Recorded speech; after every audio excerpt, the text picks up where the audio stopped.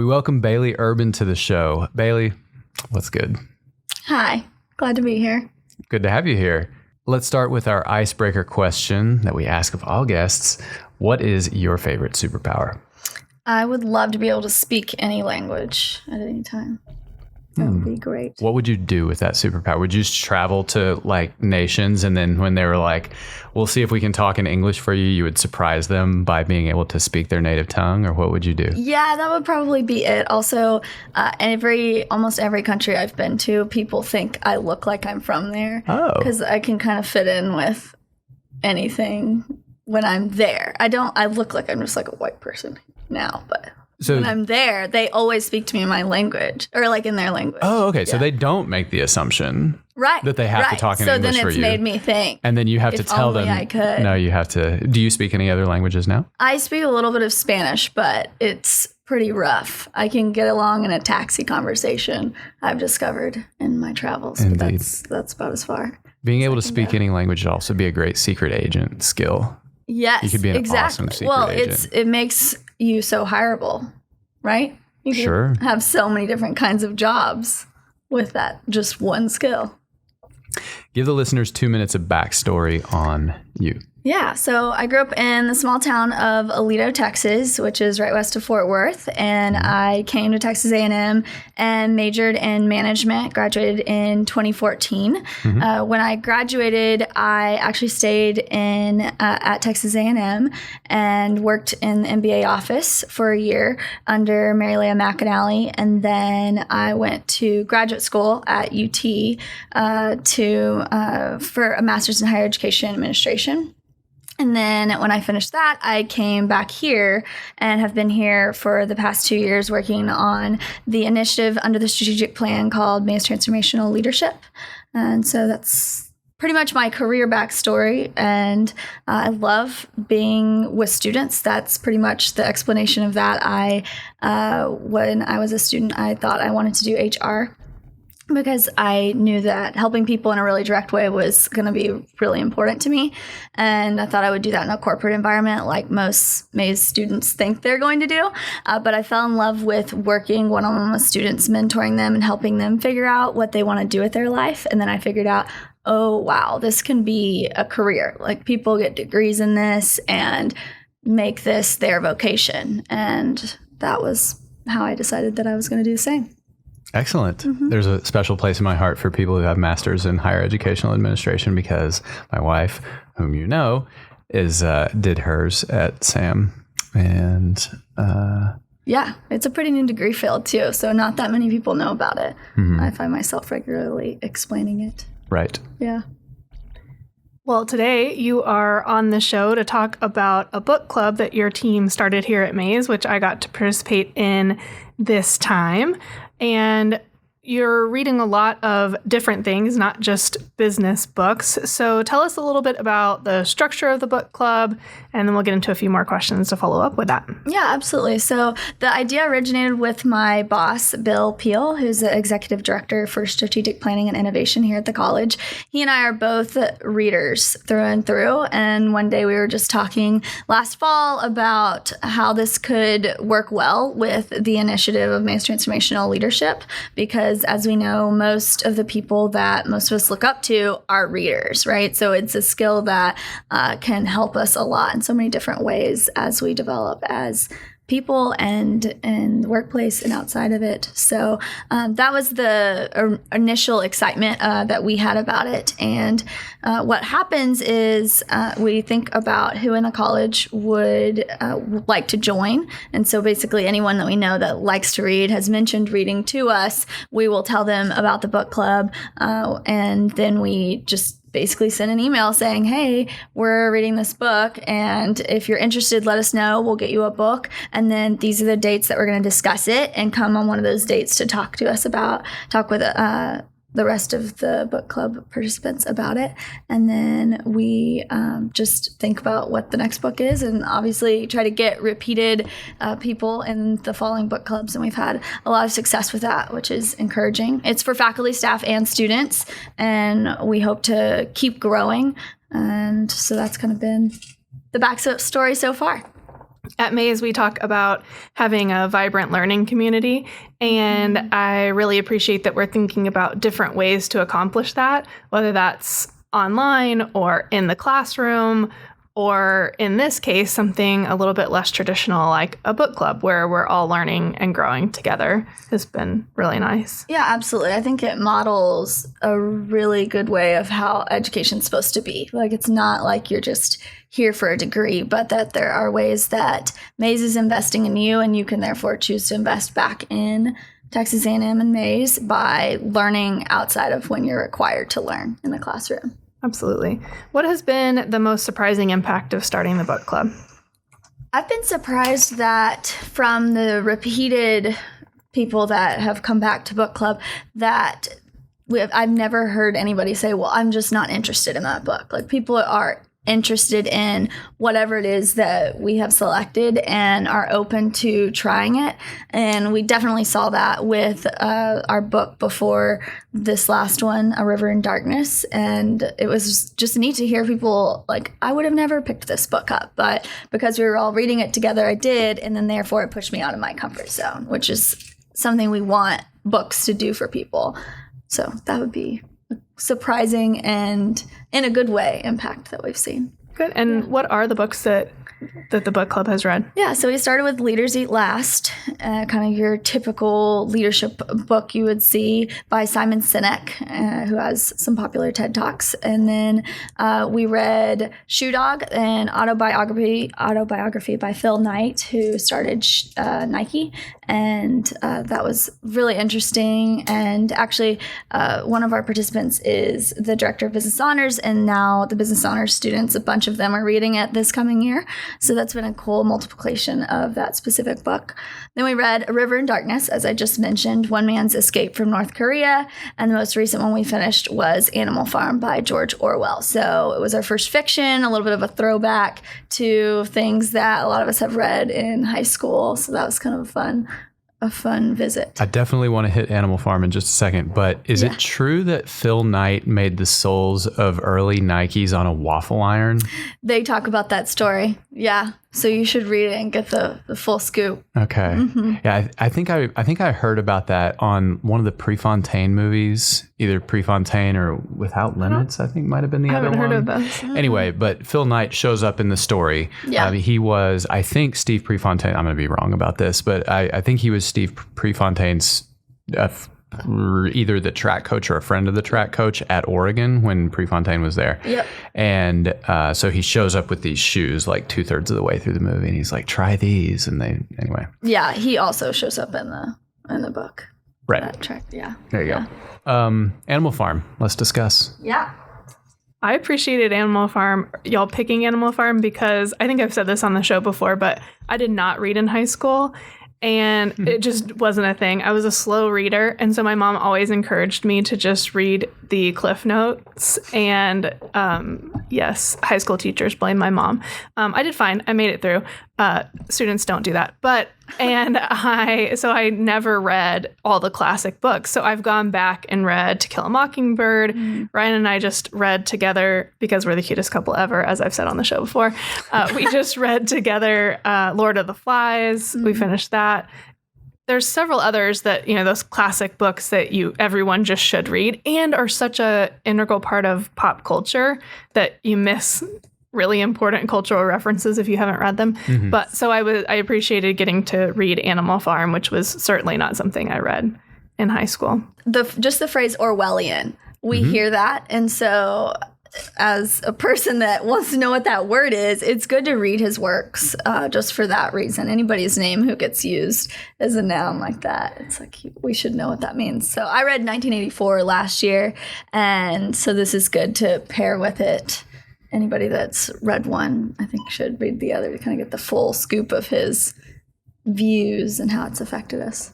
What were the most surprising insights from the session on Animal Farm? Yeah. So one thing that stood out to me is this idea that came up a couple times in our discussion about the difference between trust and fear of somebody in charge. Okay. And so there are characters in the book who really lean more to the whole way through. They really trusted Napoleon, the pig that is the leader of the farm. And then there are others who you can tell they're really only still behind Napoleon, still there, haven't revolted because they're just deathly afraid. They've seen what he is capable of. And just the fact that there are those two things operating at the same time, at the same farm is interesting. I think it has a lot of ties to other things. So that stood out to me. It's something that I didn't think about when I was actually reading the book and it came out in the discussion. Is Boxer the horse? Yes. Who Boxer's trust all the way, as I recall. Yeah, for sure. Yes. And it's not just trust of Napoleon, it was trust of whoever was in power at the time, except maybe humans, but certainly of any animal that was in power. Right, exactly. The other thing that really stood out to me was that they had commandments that were written on the wall, and not everyone could read the commandments, which was problematic. Not all the animals could read. But the commandments kept changing, and we assume that the pigs who were in leadership continued to change the commandments to fit their needs to maintain their power. And I thought that was really interesting in just how even our ideals evolve over time, and we become more comfortable with things that we maybe wouldn't have been comfortable with at first. But it's kind of like the frog in the boiling pot. As things change gradually, we don't always react to it. But if things had changed dramatically all at once, we would have, the animals in the book would have reacted dramatically to it. They would have been very opposed. But because things changed so gradually, they didn't notice it and were willing to go along with it. Yeah, no, I would agree. That also stood out to me. And just the fact that it was the readers that could have, somebody pointed out in the group, the readers were the ones that were probably most equipped to lead a opposition if there was going to be one. And so I thought that was a cool tie just to the fact that the two characters, besides the pigs that could read the best, were just not at all interested in putting in the effort to overturn a power in any way. Right. Your vision for the future of the book club, what would you like it to look like in a year? Yeah, so in a year, I would love to see it tripled in size. So far we've had 50 people participate over the course of the 4 books, and a lot of those are repeats, a lot of those are new, probably half and half. And so would love to see that tripled in size, and that the people that are part of it aren't just faculty, staff, and current students, but former students and other parts of the Mays family, whether that be parents or other stakeholders that care what's going on at Mays, just to expand that group would be really cool. And right now we're having 2 discussions per book, but to expand that, we're already planning to start doing that to have the need to have more than just 2 discussion dates options. So what button does this push for you? Deep down. In terms of my career, or just in terms of my kind of just daily enjoyment of one plays with the other, like either or both. Yeah. So, I mean, this is something I would see myself just choosing to do one day out of my free time. So, in that way, it's completely connected to kind of just the core of who I am, which is that I love to learn, and I love to learn things that I didn't know and or that make me see that I saw things wrong. So yeah, just the daily exercise of critical thinking. I think books do that better than most things outside of just one-on-one conversations. And yeah, I think they go hand in hand with that. Has it gotten more complicated to coordinate as the group's gotten bigger?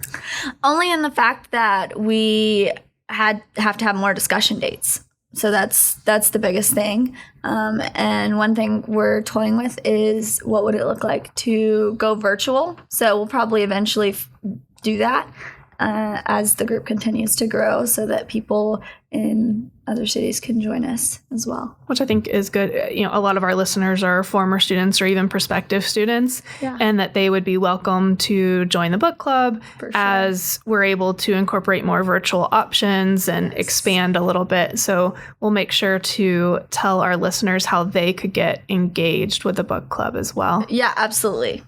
All the more. And you're thinking for incorporating people outside of the physical space of Wayner, you were thinking about the spring for that? Yes. Is that accurate? Yes. So yes. we'll be looking for a spring book that would incorporate people from inside the Mays family, outside of the Wayner building. Yeah, absolutely. And if anyone is a football game goer, then we'll have like a day before the games, in the fall before the games, one of those dates that you could potentially join, even if you're not typically in College Station. So I like the phrase football game goer. Football game goer. That's right. One of our questions reads, what significance has reading had in your life? I feel like you've talked about that to some degree already, but let's talk a little bit about the difference between reading fiction and reading nonfiction. For me, and I don't know if this is the same for everybody, but those things kind of push different buttons. Maybe that's how it is for everyone. But when you choose a fiction book versus a nonfiction book for the book club, maybe that's the right way to frame this. What are you thinking about in terms of how the discussions will be the same and how they'd be different? Yeah, I think the cool thing about fiction books is they open up your imagination more so than a nonfiction can do just on its surface. Right. And so that, I think, is an important thing that we all exercise that muscle of thinking about things in ways that we haven't before. Right. And to do that through a story. I think that's just a really powerful way to learn. And I think we get farther and farther away from that as we progress through our careers of thinking about things like that, kind of igniting that imagination from our childhoods when fiction was the main thing that we read. And we know that there are valuable lessons that come from children reading fiction, so why should that stop as we grow older? My favorite fiction book is East of Eden by John Steinbeck. But I've actually just this past year and a half started reading fantasy, and that is something I thought I would never do. Heavily influenced by my fiance, but I'm really glad that I started doing that. It's been really fun. All right, you're in my lane now. So what fantasy have you read so far? I'll have recommendations. Okay, so Brandon Sanderson. Okay, great place to start. Yes, and Patrick Rothfuss. Yeah. How do you say it? Rothfuss, I think. Rothfuss, yes. I love his books. Yes, King Killers. Yes. King Killers. So for our listeners, King Killer Chronicles, so great. He's only written 2 of the 3, though, it's going to end up being more than 3, I think, or the third one's going to be really long. Well, but just beware. It's been years, right? And he has not finished 3, so you might wait until he does finish the series to start, unless you feel like you can handle that. But he has a book that's a tangent about a character. It's called The Order of Things, I believe. It's about Ari, the character in King Killer Chronicles. I haven't read that It's so good. It's one of my favorite books ever. Right. And then, as is very topical right now, eventually you'll want to read A Song of Ice and Fire, which is the inspiration for Game of Thrones. Yes. Bring your sleeping pills for book 4, but all the rest of them are great. Back half of book 3 is a little uneven, but... and then Lord of the Rings is a funny one. I like the movies better than the books. To me, the movies are a wonderful adaptation. And honestly, I think the books are just kind of a tough read. As others may disagree. My sister loves the books. I never got into the Lord of the Rings series, but I'm pretty skeptical of fantasy in general. Right. So it has to be a certain type for me to really love it. But I did read Game of Thrones and I read King Killer Chronicles. So I don't know, maybe if I went back now in this phase of life and tried to read Lord of the Rings, I would be interested, but I was not at the time that I tried to read them. And then and Harry Potter, I assume you've read Harry Potter. Oh yes, of course. Yeah, I don't even know that I think of that and Chronicles of Narnia. I barely think of those as fiction or as fantasy, I mean. Yeah. So you mentioned your fiance and that he got you into fantasy. Yes. Y'all have a little competition going, which I always appreciate a good competition, but yours is related to reading. Tell us a little bit more about that. Yeah, so I'm not actually that competitive of a person, or so I thought. Yeah, I discovered this the other day. Yeah, until we started doing this. So we're getting married later this year, and I had the grand idea that we should compete to see who can read the more books this year before we get married, and whoever loses is going to have to write all the thank you notes after the wedding. Oh, yeah, it's pretty high stakes right there. It is high stakes. So who's winning right now? He's one book ahead. He was like 3 last week, so I know. you really caught up this weekend. I had 2 that I was almost done with. Okay. So I felt that I better get going. And it's just tracked by number of books. Yeah, so if one of us believes there's a high enough discrepancy in pages read, then Goodreads will count your number of pages read. Oh. So we can use that. You can audit the other person. Yeah, if we think somebody tries to. Yeah, I think we're fine with it so far. But if somebody tries to be sneaky later this year, they'll get called out by the other person. By that other person and the Goodreads impartial third-party arbitrator. Exactly. Numbers don't lie. They sure don't. If you could only recommend one book to someone, what book would you recommend? Doesn't have to be your favorite. It could be your favorite. Yeah. So I would say Being Mortal, Medicine and What Matters in the End by Atul Gawande. Uh-huh. And actually, I was at a bookstore in Denver 2 weekends ago and saw it on the staff pick shelf. And it also said, this is just a book literally every person should read. And I agreed. Yeah, I had already had that thought, but was glad that other people were on the same wavelength as me.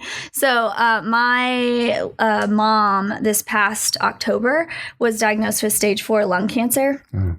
And about a couple weeks after that had happened, Business Honors was assigned, if they wanted to read this book, and then later attend a discussion by Dr. Lynn Berry in the marketing department to help facilitate that discussion. And I thought, well, this is obviously something I should probably read, and said, I was obviously I'm an only child of a single parent, so I was doing everything for managing her care and everything, because she is as soon as she was diagnosed, it was like the switch flipped, and the awareness of how physically and mentally ill she was kind of came to her. And so I was literally managing all the appointments, all the healthcare stuff, and reading obviously was on the back burner.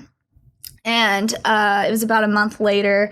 And when you're stage 4, it's your time limit is pretty limited, but we had not been told a prognosis, and having never experienced anything like this, I didn't know what the protocol is for how doctors are supposed to tell. But after 4 or 5 appointments of not being told, I decided I was going to ask. And so I said, what's the prognosis? And my mom interrupts and says, Bailey, are you trying to ask when I'm going to die? We're all going to die, Bailey, which is very much a personification of her stage of denial that she was in the whole time.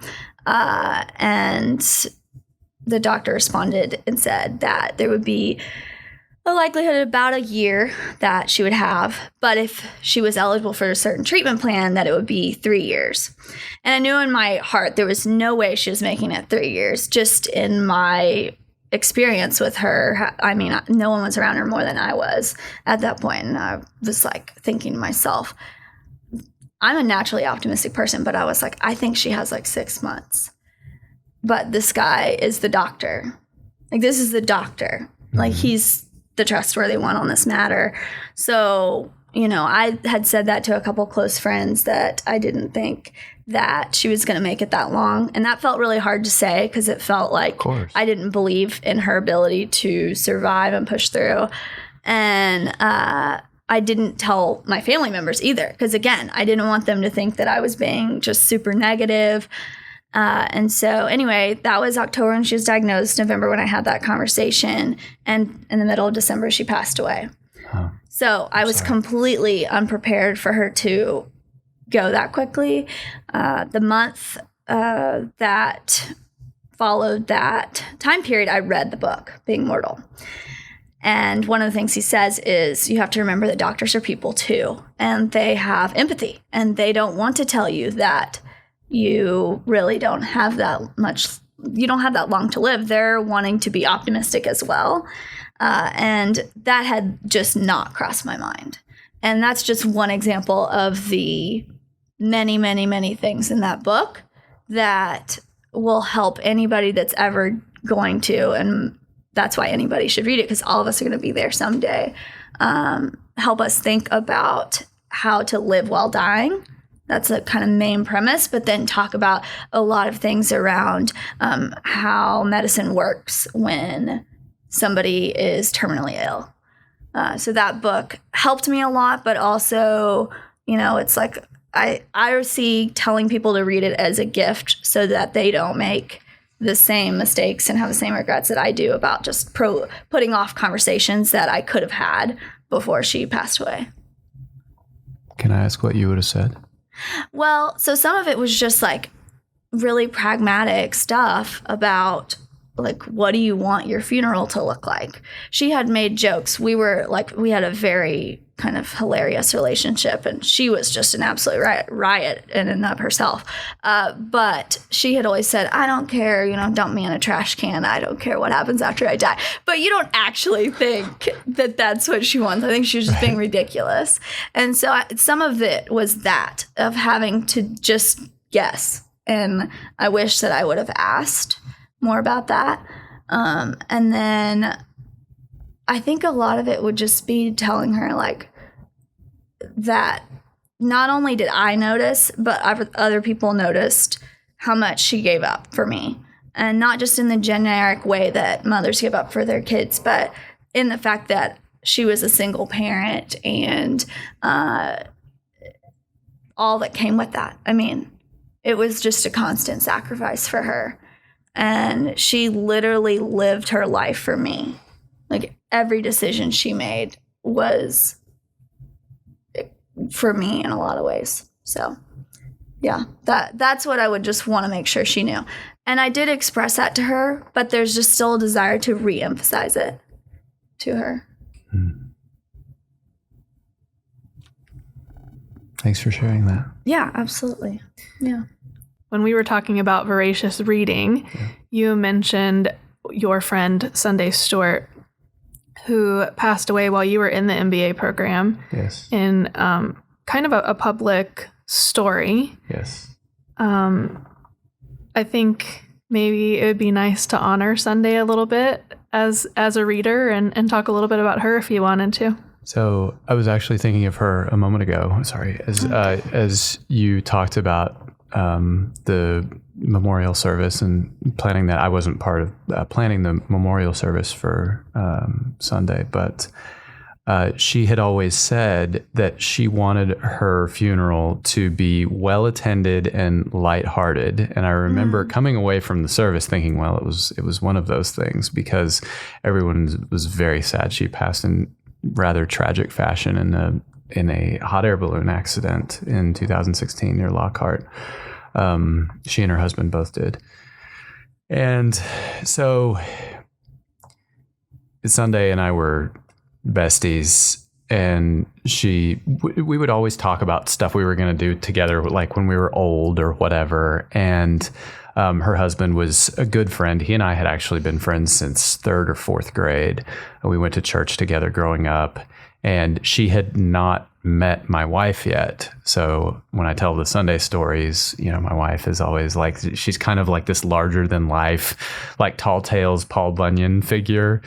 But she was, as discussed, an avid reader, and just would get me onto some books that were great and some books that were terrible, because she had a much lower bar for what she would finish.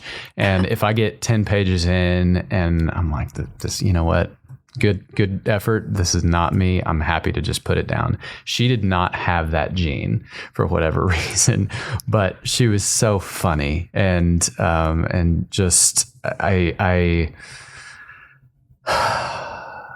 dealing with the mortality of the people that I care about is much more difficult than dealing with my own mortality. I don't know if that's true for everyone, but but I'm kind of glad that I didn't have to plan her service because I know what she wanted, but I also know that it was completely at odds with the tragic way she passed. So I would not have done that well. I would have just kind of fumbled around with it, I think. But it's a weird thing, planning. I mean, there's nothing to compare. Right. Planning a memorial service to. Yeah. And it's really more for you than the person that's passed, right? Right. So how do you do that in a way that feels like it brings closure to you and honors their spirit too? I'm going to say publicly right now, assuming that I don't pass in some kind of tragic way, I am going to follow Sunday in saying I want my funeral to be lighthearted. Maybe it'll be well attended, maybe it won't, and that doesn't really matter to me. But I want I want it to be more of a celebration. Mm-hmm. Like life is going to come to an end. We're all going to die, and I hope that I would like people to celebrate me, I guess, and what, but more importantly, really what my life was about and what they think this is what Ben was. Let's move this forward. Mm-hmm. Let's move these things that he valued forward. I want to shift gears a little bit on your mug, your corksicle. Yes. It says ESFP, which is Myers-Briggs. Yes. And I'm wondering where you got that because I'm wondering what it would say about my personality. She's obsessed, by the way, so you're about to go down a rabbit hole. Okay, here we go. Let's go. Yeah, rabbit holes. We love absolutely. these. This is one of my major things I love to talk about. So Myers-Briggs, I learned about it when I was a student here, of course, as most students do. Right. And what really hooked me is I was on my internship, and they gave us the full report. And so they paid to let us do that. A lot of students take the free one. The full one gets into the details of the nuances, how each letter of Myers-Briggs, it's not just you're an S or an N, but you're on a spectrum, and you can be very close to the middle. Mm-hmm. And so that is a very important and missed thing about Myers-Briggs that actually opens up and explains why the assessment can be actually really comprehensive and complicated to truly understand it. And unfortunately, pop media has taken it to a bit of an extreme. But yeah, so that, because everybody knows I'm a huge Myers-Briggs fan, that was a gift from my coworkers and boss when I left McCombs when I was working there when I was at UT. And so, yeah, I regularly get comments on that. And I think they made it up. I think they just custom wrote that on the side of a course. Yeah. Read the phrase. Right. That's actually what fascinates me. ESFP, going to great lengths to make you smile, which is pretty fitting for an ESFP because they're kind of just vivacious, full of life people. Right. That's definitely me. I think my stepmom's an ESFP. Do you know what you are? I'm an ENTJ. Oh, me too. Yeah. That's not surprising that we're the same. No, not at all. Oh, wow. That's terrifying. We have the same. I think we have the same Enneagram. We have lots of we line up on a lot of stuff. Chris Field is close to us, but not exactly the same. His is more commanding. Right. Is what we think. Yeah. Oh, interesting. Yeah, the business school. A lot of people. ENTJ is a very common one. My type is not common. Yeah. In the business world. A lot of comedians are ESFPs actually. Right. But I was going to say it's more common out like in other places in the world. Yes. Right. Where can people go to find out more about the book club? So this website will take you to ask you if you want to join for the fall to read Shackleton's Way, the leadership lessons from the great Antarctic explorer. Right. And it's tx.ag/MTLbook. MTL is the shorthand for Mays Transformational Leader. Say it one more time for listeners, and we'll put it on our website too. tx.ag/MTLbook. and it'll just quickly ask you for your name and email, and we'll contact you about getting a book. Great. Awesome. Rapid fire. What do you consider your most valuable failure as quickly as possible? I think of the rejections I had from things out of state that I really, really wanted. Like I had interviewed with Google and applied for the Fulbright in Southeast Asia and applied for UCLA for grad school. And some of those were harder than others, but I really wanted to go on an adventure and leave the state. However, if I had done that, other things wouldn't have happened. I wouldn't have probably lived my mom's last few years near her. So that's a huge one now looking back. And then, of course, like I wouldn't have reconnected with my now fiance who I had met in Finance 341 here. I just Sally no Guyton way. Bringing people together. Yes, exactly. Yes, she should let people know that.